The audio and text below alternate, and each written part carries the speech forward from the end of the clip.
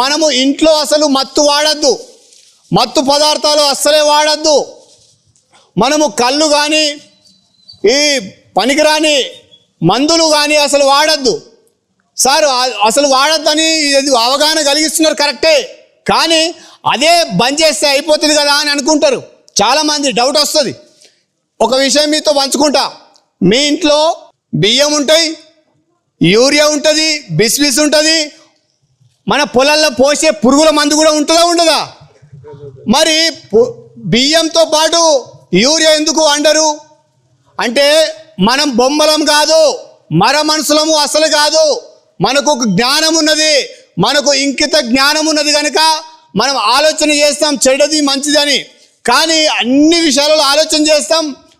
మంచినీళ్ళు తాగేటప్పుడు భార్య కొంచెం చెత్త అనుకోకుండా గాలికి పడితే ఆమె పుట్టడు బూతులు తిడతాం. కళ్ళు కనబడతలేవా, నాకు చెత్త తీస్తావా అంటారు. అలాంటి దానికి మీరు ఇంత జాగ్రత్త పడితే జీవితాలను ఎందుకు పాడు చేసుకోవాలి? పిల్లలని ఎందుకు పాడు చేసుకునేటట్టు తయారు చేయాలంటే అది మీ చేతిలో, తల్లిదండ్రులుగా మీ బాధ్యత. మొట్టమొదట ఏంటంటే ఫస్ట్ తల్లిదండ్రులు ఆదర్శంగా ఉండాలి. తల్లిదండ్రులు మత్తుకు బానిసలు కావద్దు. మత్తు బానిసలైన వాళ్ళు ఏం చేస్తారంటే ఎవరికైనా బానిస అవుతాడు.